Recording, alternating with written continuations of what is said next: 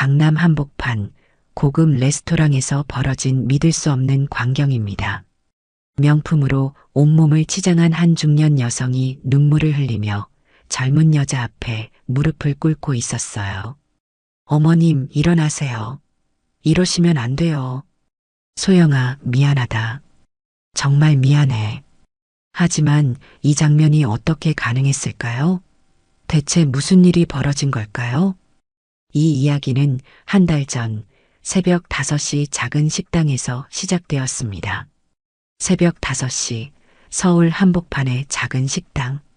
김소영이 얼음장 같은 찬물에 손을 담그고 설거지를 하고 있었어요. 손가락이 시려서 감각이 없을 정도였지만 그녀는 묵묵히 일을 계속했습니다. 소영아, 손 괜찮아? 너무 빨갛게 부었는데. 일찍 출근한 주방장 미란 언니가 걱정스럽게 물었어요. 괜찮아요, 언니. 익숙해졌어요. 소영은 웃으며 대답했지만 사실 손목이 너무 아파서 밤에 잠을 못 잘 정도였어요. 소영은 새벽 5시부터 밤 11시까지 하루 18시간을 이 식당에서 보냅니다. 설거지, 청소, 서빙, 재료 손질, 심지어 화장실 청소까지. 안 하는 일이 없었어요. 월급은 겨우 200만 원. 서울에서 혼자 살기에는 턱없이 부족한 돈이었습니다. 소영아, 점심시간에 좀 쉬어. 너무 무리하지 마. 왕 사장이 말했어요. 아니에요, 사장님. 손님들 많이 오시는 시간인데 어떻게 쉬어요? 소영은 정말 쉬는 시간이 없었어요. 점심시간에는 설거지가 밀리고 저녁 시간에는 서빙이 바빴거든요. 하루 종일 앉을 시간도 없이 뛰어다녔습니다. 오후 2시 한 할머니가 들어오셨어요. 지팡이를 짚고 힘들게 걸어오시는 모습이 안쓰러웠어요. 할머니, 안쪽 자리로 안내해 드릴게요. 소영이 할머니의 팔을 조심스럽게 잡아드렸어요. 고맙다, 아가야. 요즘 다리가 너무 아파서. 소영은 할머니가 앉기 편한 의자를 따로 가져다 드리고 쿠션까지 깔아드렸어요. 그리고 메뉴를 설명해 드릴 때도 할머니 귀에 가까이 대고 큰 소리로 친절하게 말씀드렸습니다. 할머니, 오늘은 뭘 드시고 싶으세요? 아가야, 혈압약 먹어서 짜게 못 먹는데. 아, 그럼 제가 특별히 싱겁게 해드릴게요. 걱정하지 마세요. 소영은 주방에 가서 직접 요리를 도와드렸어요. 염분을 최대한 줄이고 할머니가 드시기 좋게 음식을 잘게 썰어서 내드렸습니다. 이 착한 아이가 어디서 이런 아이를 봤나? 할머니가 눈물을 글썽이며 말씀하셨어요. 하지만 소영에게는 돌아갈 집도 초라했어요. 반지하 원룸, 겨우 평반 남짓한 공간이었습니다. 벽지는 곰팡이로 얼룩져 있고 겨울에는 너무 춥고 여름에는 너무 더운 곳이었어요. 소영은 탁자 위에 동전들을 하나하나 세어보았습니다. 오늘 받은 팁이 전부였거든요. 1,000원, 2,000원, 3,000원. 총 4,000원이었어요. 이 정도면 내일 지하철비는 되겠다. 그때 냉장고에서 이상한 소리가 났어요. 고장난 지 오래된 냉장고였는데 완전히 멈춰버린 것 같았어요. 아, 어떡하지? 소영은 한숨을 쉬었어요. 냉장고를 고칠 돈도 새로 살 돈도 없었거든요. 하지만 곧 고개를 저었어요. 괜찮아. 뭐든 방법이 있을 거야. 그때 핸드폰이 울렸습니다. 연인 준호의 전화였어요. 소영아, 오늘 많이 힘들었지? 목소리가 피곤해 보여. 아니야, 괜찮아. 소영은 애써 밝은 목소리를 냈어요.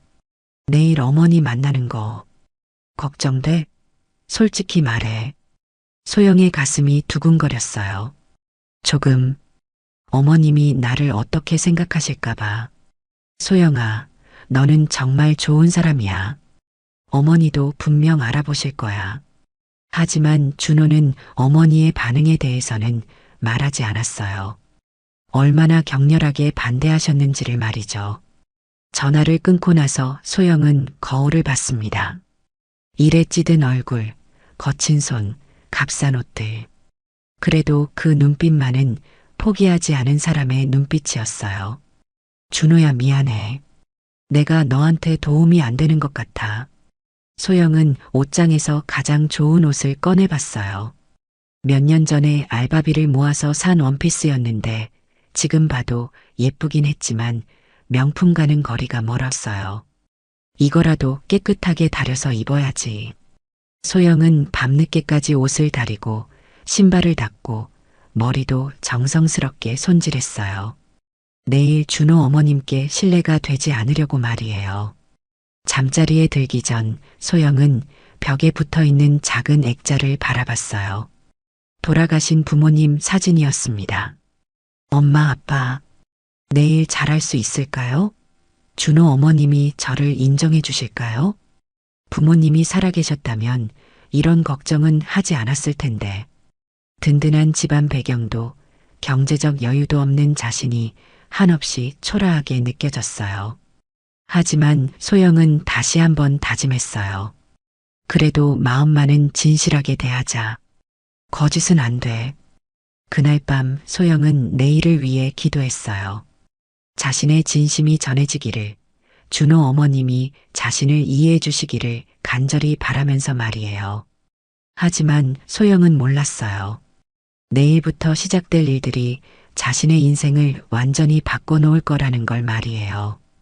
평방미터당 몇십만 원이나 하는 서울에서 겨우 구한 보금자리였어요. 소영은 탁자 위에 동전들을 세심하게 세어보았습니다. 2,000원, 3,000원, 4,000원. 하루 팁으로 받은 돈을 정성스럽게 계산했어요. 이 정도면 이번 달 전기세는 낼 수 있겠다. 그때 핸드폰이 울렸습니다. 연인 준호의 전화였어요. 소영아, 오늘 많이 힘들었지? 내가 데리러 갈까? 괜찮아. 지하철 타고 올게. 너도 피곤할 텐데. 미안해, 소영아. 내가 더 잘해줘야 하는데. 뭔 소리야. 넌 충분히 잘해주고 있어. 소영은 벽에 붙어 있는 달력을 바라봤습니다. 빨간 동그라미로 표시된 날짜가 있었어요. 준호와의 첫 만남 1주년이었죠. 그리고 그날은 시어머니를 처음 뵙는 날이기도 했습니다. 준호야, 내일 어머님한테 뭐라고 소개할 거야? 당연히 내가 사랑하는 여자라고 하지. 왜? 아니야, 그냥. 어머님이 실망하시진 않을까 싶어서. 소영은 거울을 봤습니다. 일에 찌든 얼굴, 거친 손, 값싼 옷들. 과연 자신이 준호 같은 남자의 연인이 될 자격이 있을까요? 하지만 곧 고개를 저었어요. 아니야, 마음이 중요한 거지. 그 순간만큼은 소영도 몰랐습니다. 자신의 진짜 과거를, 그리고 숨겨둔 능력들을 말이에요. 하지만 세상은 그렇게 만만하지 않았어요. 특히 준호의 어머니 박정숙 씨에게는 더욱 그랬죠. 강남의 고급 백화점 VIP 라운지. 박정숙은 명품 핸드백을 살펴보며 친구들과 대화를 나누고 있었습니다. 정수가 준호 결혼은 언제 시키려고? 아직도 그 애랑 만나고 있다며? 아이고, 말도 마. 도대체 뭘 보고 사귀는 건지. 집안도 변변찮고 하는 일도 식당에서 일한다니까. 어머, 그럼 안 되지. 준호 아버지 회사 생각해서라도. 박정숙의 표정이 굳어졌어요. 내가 아무리 반대해도 듣지를 않아. 어떻게 해야 할지 모르겠네. 그때 지나가던 한유리가 인사를 했습니다. 안녕하세요, 어머님. 아, 유리야. 와라, 이리 앉아라. 한유리는 준호의 대학 동기였어요. 아버지가 대기업 회장인 재벌 이천세였죠. 박정숙이 늘 며느리로 점 찍어두었던 여자였습니다. 유리야, 준호 그 아이 요즘 어떻게 지내니? 글쎄요. 요즘 좀 이상해요. 만나자고 해도 바쁘다고 하고. 박정숙이 한숨을 쉬었어요. 그 여자 때문이야. 정말 속상해 죽겠네. 한편 소영은 웨딩샵 앞을 지나가고 있었습니다. 화려한 드레스들이 진열된 쇼윈도를 바라보며 잠시 멈춰 섰어요. 이런 거 한번 입어보고 싶다. 하지만 가격표를 보고는 바로 발걸음을 돌렸습니다. 최소 몇백만 원은 하는 드레스들이었거든요. 소영아, 준호가 뒤에서 불렀어요. 언제 왔어? 좀 전에. 뭘 그렇게 열심히 보고 있었어? 아무것도 아니야. 준호는 소영의 시선을 따라 웨딩샵을 봤습니다. 소영아, 우리도 언젠가는. 괜찮아. 그런 거 안 중요해. 어머니께 말씀드렸어. 오늘 저녁에 만나자고. 소영의 가슴이 두근거렸어요. 어떻게 말씀하셨는데? 내가 정말 사랑하는 여자가 있다고.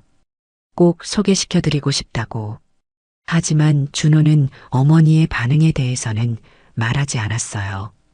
박정숙이 얼마나 격렬하게 반대했는지, 어떤 조건을 내걸었는지를 말이죠. 그날 저녁 고급 레스토랑에서 만남이 이루어졌습니다.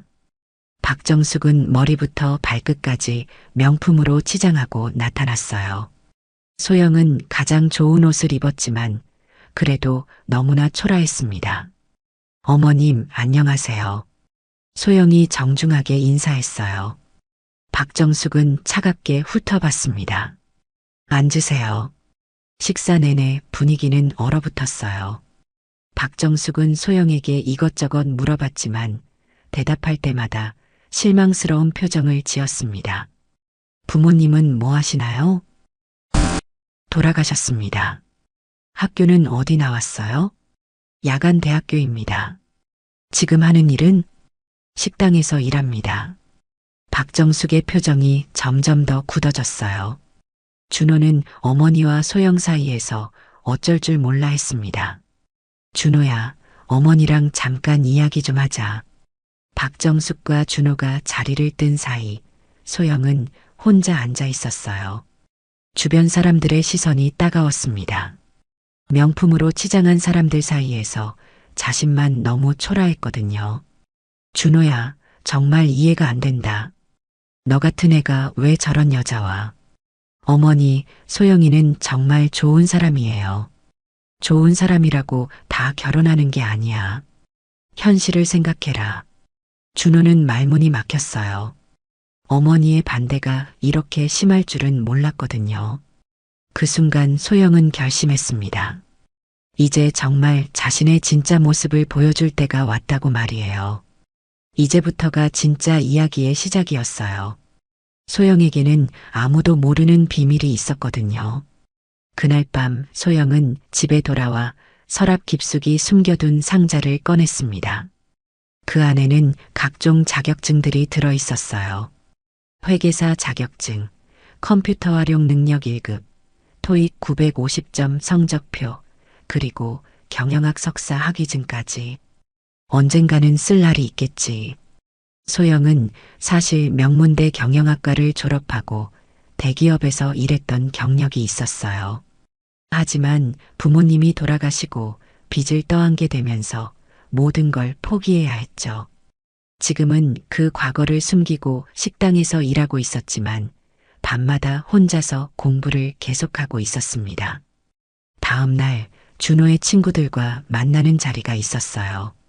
고급 레스토랑에서 모임이 있었는데 한유리도 참석했습니다. 준호야, 소영 씨도 데려왔네. 친구 중 하나가 말했어요. 응, 소개할게. 내 여자친구 소영이야. 한유리가 소영을 차갑게 바라봤습니다. 안녕하세요. 한유리예요. 안녕하세요. 소영 씨는 어떤 일 하세요? 식당에서 일해요. 한유리의 입꼬리가 살짝 올라갔어요. 아, 그러시군요. 힘들지 않으세요? 괜찮아요. 그때 누군가 경제뉴스 이야기를 꺼냈어요.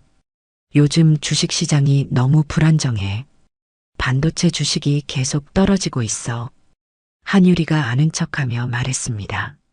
맞아요. 저도 아버지한테 들었는데 앞으로 더 떨어질 거래요. 하지만 소영이 조용히 말했어요. 제 생각에는 지금이 바닥일 것 같은데요. 네. 반도체 사이클을 보면 보통 18개월에서 20개월 주기로 돌아가는데 지금이 정확히 바닥 구간이에요.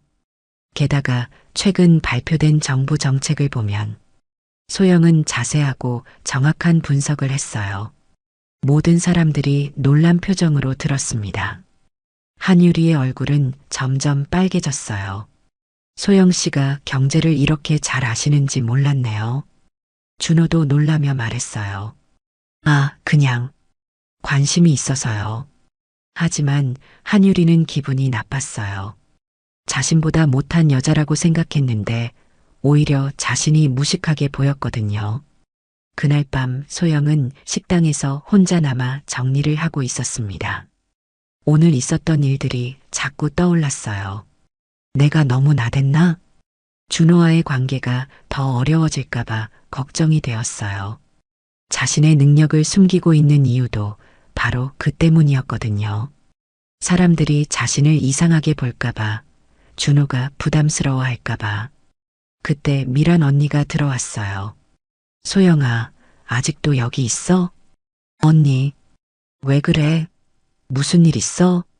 소영은 결국 모든 걸 털어놓았어요. 자신의 과거를 숨기고 있는 능력들을, 그리고 준호 어머니의 반대를 말이죠. 소영아, 넌 왜 그런 걸 숨기고 있었어? 내가 얼마나 대단한 애인지 모르는 사람들이 너무 많잖아. 사람들이 이상하게 생각할까 봐요. 왜 이런 일을 하고 있는지. 그게 뭐가 이상해? 넌 당당해야 해. 하지만 소영은 여전히 확신이 서지 않았어요. 과연 자신이 준호와 잘 어울리는 사람일까요? 그 순간 소영은 몰랐습니다. 바로 내일 모든 걸 바꿀 사건이 일어날 거라는 걸 말이에요. 운명이란 참 신기한 거예요. 때로는 가장 예상치 못한 순간에 진실이 드러나거든요. 박정숙은 잠을 이룰 수가 없었어요. 며칠째 준호와 소영 생각만 하고 있었거든요. 친구들은 모두 반대하라고 했지만 아들의 단호한 태도를 보니 확신이 서지 않았습니다. 정말 그 여자가 그렇게 나쁜 걸까? 결국 박정숙은 직접 확인해 보기로 했어요. 준호가 알려준 식당 주소를 메모해 두고 모자와 선글라스로 변장하고 나섰습니다. 한 번만 보자. 정말 어떤 애인지. 식당에 도착한 박정숙은 구석 자리에 앉아서 소영을 관찰했어요. 첫인상은 역시 그런 애였습니다. 평범한 식당 직원 같아 보였거든요. 하지만 곧 놀라운 장면을 목격했어요. 할머니 손님 한 분이 갑자기 가슴을 움켜쥐며 쓰러진 거예요. 할머니, 소영이 달려갔어요. 다른 직원들은 당황했지만 소영은 침착했습니다. 일단 의식은 있으시네요. 혈압약 드시는 할머니죠? 응급실에 전화해야 하나? 누군가 물었어요. 아니에요. 이건 일시적인 어지럼증 같아요. 할머니, 천천히 숨 쉬세요. 소영은 정확한 응급처치를 했어요. 할머니의 맥박을 재고 적절한 자세로 눕혀드렸습니다. 그리고 구급차가 올 때까지 계속 곁에서 돌봐드렸어요. 박정숙은 놀랐어요. 저 여자가 어떻게 저렇게 침착하게. 잠시 후 식당 밖에서 더 놀라운 장면을 봤습니다. 소영이 노숙자 한 분께 도시락을 드리고 있었어요. 할아버지, 오늘은 좀 어떠세요? 고맙다, 소영아. 너 같은 착한 애가 복 받을 거야. 별 말씀을요. 조금만 더 참으세요. 제가 알아보고 있는 일자리가 있어요. 박정숙은 더욱 놀랐어요. 단순히 도시락만 주는 게 아니라 일자리까지 알아봐주고 있었거든요. 다시 식당으로 돌아간 소영을 계속 지켜봤어요. 손님들에게 하나하나 세심하게 신경 쓰는 모습, 동료들을 배려하는 모습, 특히 연세 드신 분들께 특별히 더 친절한 모습을 보며 박정숙의 마음이 흔들리기 시작했어요. 이게 정말 내가 생각했던 그 여자가 맞나? 그때 소영이 전화를 받았어요. 준호의 전화였죠. 응, 나 괜찮아. 너도 일 열심히 해. 어머님한테 미안하다고 전해줘. 내가 부족한 건 알지만 준호 오빠를 정말 사랑해. 아니야, 그런 말 하지 마. 어머님도 이해해 주실 거야. 박정숙은 가슴이 뭉클했어요. 자신을 미워할 법도 한데 오히려 이해해달라고 말하고 있었거든요. 그 순간 박정숙은 깨달았어요. 자신이 얼마나 편견에 사로잡혀 있었는지를, 그리고 진짜 중요한 게 무엇인지를 말이에요. 하지만 아직 모든 진실을 안 건 아니었어요. 진짜 반전은 다음 날에 일어날 예정이었거든요. 이제 모든 사람들의 진짜 얼굴이 드러날 시간이었어요. 그리고 그 결과는 정말 충격적이었죠. 다음 날 한유리가 식당에 나타났어요. 명품 옷을 입고 오만한 표정으로 들어왔습니다. 여기가 소영 씨가 일하는 곳이군요. 소영은 놀랐어요. 유리 씨? 어떻게 여기에? 한번 구경하러 왔어요. 준호가 그렇게 자랑하던 곳이니까. 한유리의 목적은 분명했어요. 소영을 무시하고 창피를 주려는 거였죠. 메뉴 좀 주세요. 한유리가 건방지게 말했어요. 소영이 메뉴를 드리자 한유리가 투덜거렸어요. 이런 음식들이 다 뭐예요? 너무 싸구려 같은데. 다른 손님들이 불쾌한 표정을 지었어요. 하지만 소영은 참고 웃으며 대답했습니다. 죄송합니다. 어떤 걸 원하시는지 말씀해 주시면. 아, 됐어요. 이런 데서 뭘 먹겠어요. 한유리는 일부러 큰 소리로 말했어요. 다른 손님들에게도 들리도록 말이죠. 그때 할머니 손님이 끼어들었어요. 젊은 아가씨가 참 버릇이 없네. 이 식당이 얼마나 깨끗하고 맛있는 곳인지 모르는구나. 할머니, 괜찮아요. 소영이 말렸지만 할머니는 계속했어요. 우리 소영이가 얼마나 착한 아이인데 이런 아이를 나쁘게 말하다니. 한유리가 화를 냈어요. 할머니께서 뭘 아신다고 그래요? 그 순간 소영이 나섰어요. 유리 씨, 할머니께 그렇게 말씀하시면 안 돼요. 뭐? 감히 나한테 그런 식으로 말해? 손님이시니까 예의는 지켜주세요. 한유리는 완전히 이성을 잃었어요. 너 같은 게 나한테 예의를 말해? 내가 뭔데? 저는 이 식당 직원이고 할머니는 소중한 손님이세요. 한유리가 소리를 질렀어요. 준호는 도대체 너 같은 걸 보고 뭘 본 거야? 돈도 없고 집안도 없고 하는 일도 이런 거인데.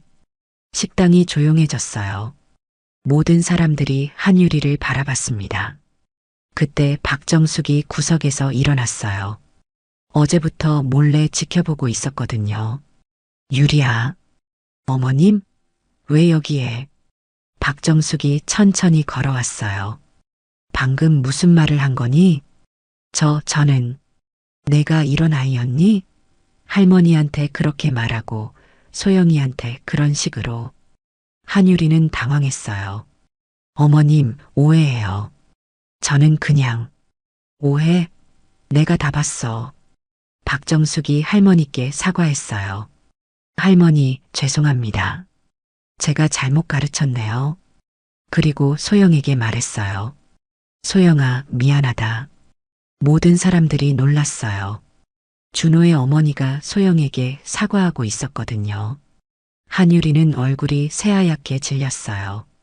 자신의 추악한 모습이 모든 사람들 앞에서 드러났거든요. 어머님, 저는 정말. 이제 그만 가라, 유리야. 내 모습이 너무 실망스럽다. 한유리는 울면서 식당을 뛰쳐나갔어요. 자신의 계획이 완전히 망가진 거죠. 박정숙은 소영을 바라봤어요. 소영아, 우리 좀 이야기할까? 드디어 진짜 대화가 시작될 시간이었어요. 하지만 진실이 드러났다고 해서 모든 게 해결되는 건 아니었어요. 오히려 더 큰 시련이 기다리고 있었거든요. 박정숙과 소영은 조용한 카페에서 마주 앉았어요. 분위기는 여전히 어색했습니다. 소영아, 미안하다. 내가 너무 편견을 가지고 있었구나. 아니에요, 어머님. 저도 이해해요. 아니야. 내가 틀렸어. 박정숙이 진심으로 사과했어요. 이틀 동안 내 모습을 지켜봤는데 내가 얼마나 어리석었는지 깨달았어. 소영의 눈에 눈물이 맺혔어요. 감사합니다. 앞으로는 내가 널 딸처럼 생각할게. 준호도 널 정말 사랑하는 게 보여. 마침내 모든 갈등이 해결되는 것 같았어요. 소영은 정말 행복했습니다. 하지만 집에 돌아온 박정숙에게는 더 큰 문제가 기다리고 있었어요. 남편이 심각한 표정으로 기다리고 있었거든요. 여보, 큰일 났어. 무슨 일이에요? 준호가 사귀는 그 여자 때문에 난리야. 한율이 아버지가 완전히 화가 나서 우리 회사와의 계약을 파기한다고 해. 박정숙은 놀랐어요.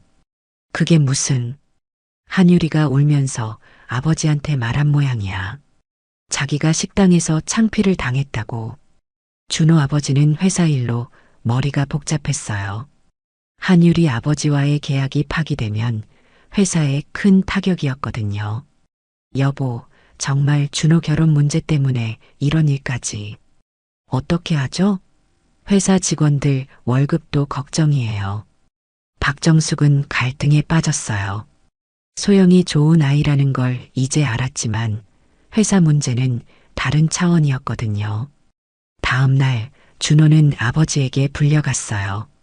준호야, 아버지 말 좀 들어라. 무슨 말씀이세요? 소영 씨와 헤어져라. 준호는 깜짝 놀랐어요. 왜 갑자기? 아버지는 회사 상황을 설명했어요. 한율이 아버지의 분노, 계약 파기, 회사 위기까지. 아버지, 그게 소영이랑 무슨 상관이에요? 상관 있어. 내가 한율이와 결혼하면 모든 게 해결돼. 그런 식으로는 안 되죠. 준호는 화를 냈지만 아버지의 다음 말에 충격을 받았어요. 준호야, 회사가 망하면 직원 200명이 일자리를 잃어. 그들 가족까지 생각하면 800명이 넘는 사람들이 피해를 봐. 준호는 말문이 막혔어요. 자신의 사랑 때문에 그렇게 많은 사람들이 피해를 본다니. 그날 밤 소영은 준호를 기다렸지만 연락이 없었어요. 불안한 마음에 문자를 보냈지만 답장도 없었습니다. 준호야, 무슨 일 있어? 연락해줘. 이튿날도 그 다음 날도 준호는 나타나지 않았어요. 소영은 점점 불안해졌습니다. 마침내 준호가 나타났을 때 그의 표정은 처참했어요. 소영아, 왜 이렇게 연락 안 했어? 걱정했잖아. 준호는 차마 말할 수 없었어요. 회사 일, 아버지의 압박, 그리고 자신의 갈등을. 소영아, 미안해. 왜 갑자기 미안하다고 그래? 우리 좀 시간을 가지자. 소영의 얼굴이 창백해졌어요. 시간을 가진다는 게 무슨 뜻이야? 잠깐만, 정말 잠깐만 떨어져 있자. 준호야, 무슨 일이 있었어? 말해줘. 하지만 준호는 끝까지 진실을 말하지 않았어요. 소영이 더 상처받을까 봐였죠. 소영은 혼자 남겨졌어요. 모든 게 잘 풀리는 것 같았는데 갑자기 최악의 상황이 되어버렸거든요. 그날 밤 박정숙은 남편과 심각한 대화를 나눴어요. 여보, 정말 이렇게 해야 하나요? 달리 방법이 없어. 회사가 먼저야. 박정숙은 마음이 아팠어요. 소영의 착한 모습을 알게 되었는데 이런 식으로 끝내야 한다니. 하지만 그때 박정숙은 결심했어요. 마지막으로 한 번 더 소영을 만나보기로 말이에요. 모든 이야기에는 결정적인 순간이 있어요. 그리고 바로 그 순간이 왔습니다. 박정숙은 다시 식당을 찾았어요. 소영에게 마지막 작별 인사를 하려고 했거든요. 하지만 도착해보니 식당은 난리가 났어요. 왕 사장이 화를 내고 있었어요. 도대체 어떻게 된 거야? 장부가 이렇게 엉망이면 어떡해. 사장님, 제가 다시 정리해 볼게요. 소영이 말했어요. 아니야, 이건 너무 복잡해. 세무사한테 맡겨야겠어. 그때 소영이 말했어요. 사장님, 제가 해볼게요. 회계 좀 할 줄 알아요. 너가? 농담하지 마. 소영은 망설이다가 진실을 털어놓았어요. 사실 저 회계사 자격증 있어요. 모든 사람들이 놀랐어요. 박정숙도 깜짝 놀라며 더 가까이 다가갔습니다. 정말이야? 왕 사장이 물었어요. 소영은 가방에서 자격증을 꺼냈어요. 이것뿐만 아니라 경영학 석사학위도 있고 대기업에서 일한 경력도 있어요. 그럼 왜 여기서?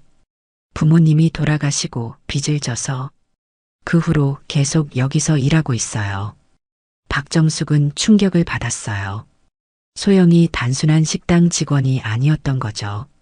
소영은 능숙하게 장부를 정리하기 시작했어요. 복잡하게 꼬인 회계 문제를 순식간에 해결했습니다. 어머, 이렇게 간단했구나. 왕 사장이 감탄했어요.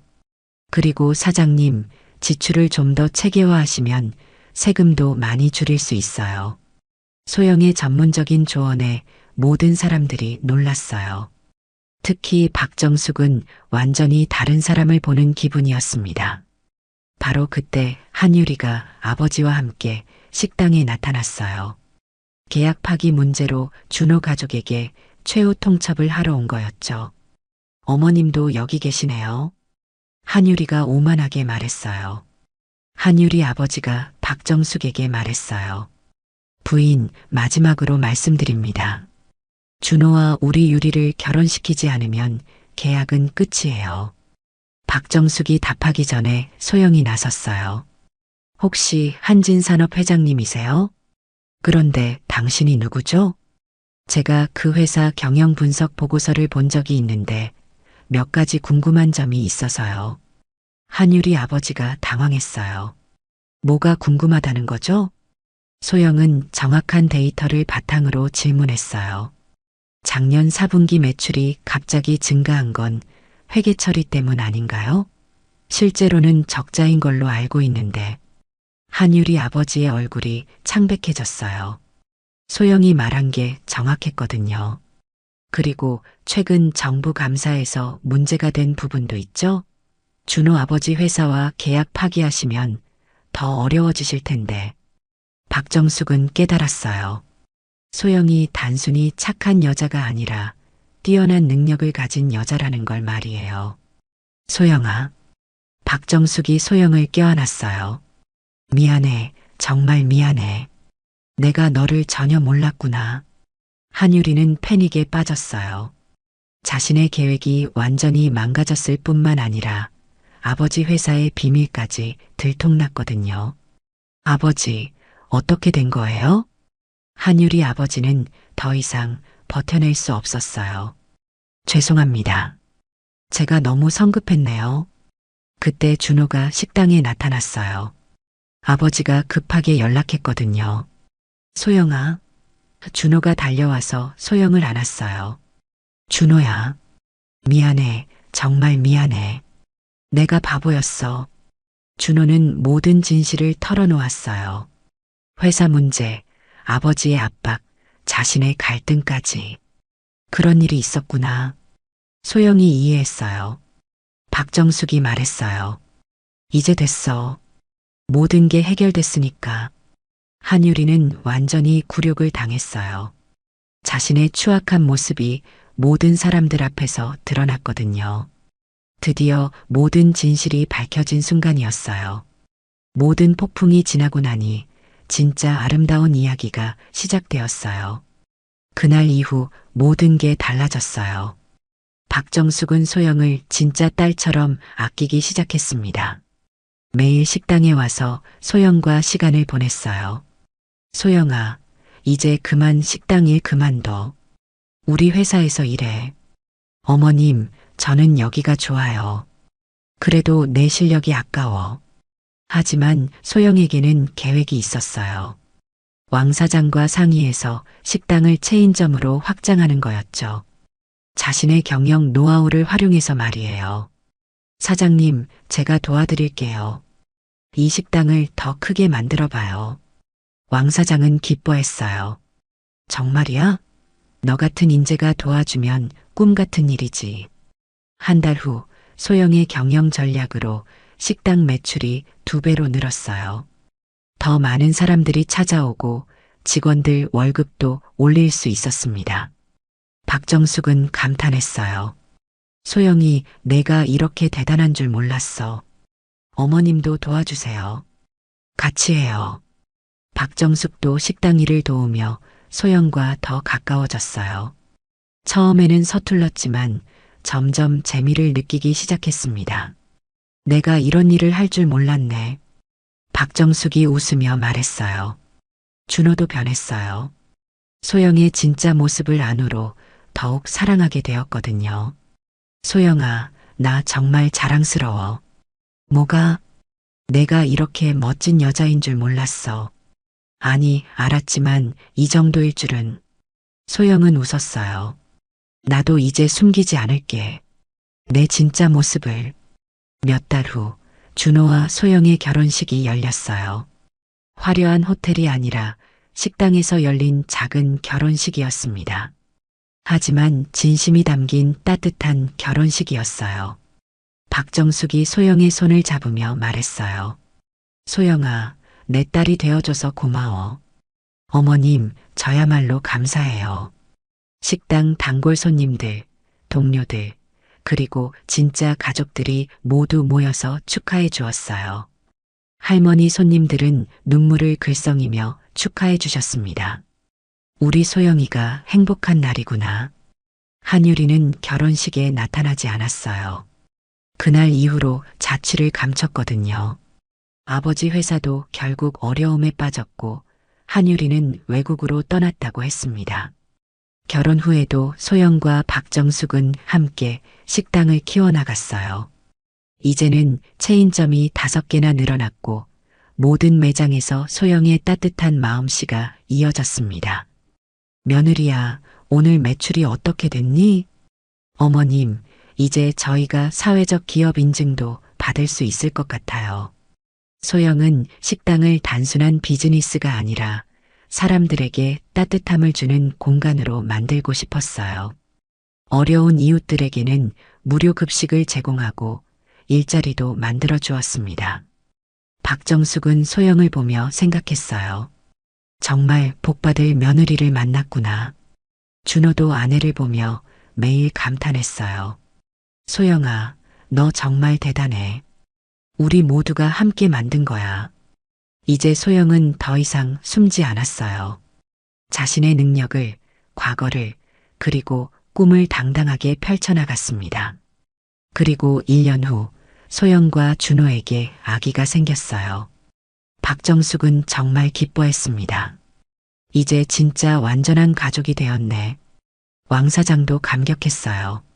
소영아, 너 덕분에 내 인생이 바뀌었어. 미란 언니도 말했어요. 소영아, 내가 우리 모두의 자랑이야. 그렇게 소영의 이야기는 해피엔딩으로 끝났어요. 처음에는 반지하에서 혼자 살며 식당에서 허드렛일하던 여자였지만 결국에는 모든 사람들의 사랑을 받는 멋진 여자가 되었거든요. 진짜 중요한 건 겉모습이나 조건이 아니라 사람의 마음과 진실함이라는 걸 모든 사람들이 깨달았습니다. 여러분, 이 이야기의 교훈은 명확해요. 진짜 사랑은 조건을 따지지 않고 진짜 가치는 겉으로 드러나지 않는다는 거예요. 그리고 가장 중요한 건 자신의 진짜 모습을 당당하게 보여주는 용기라는 겁니다. 소영과 준호, 그리고 박정숙의 이야기는 정말 아름다운 해피엔딩으로 막을 내렸어요.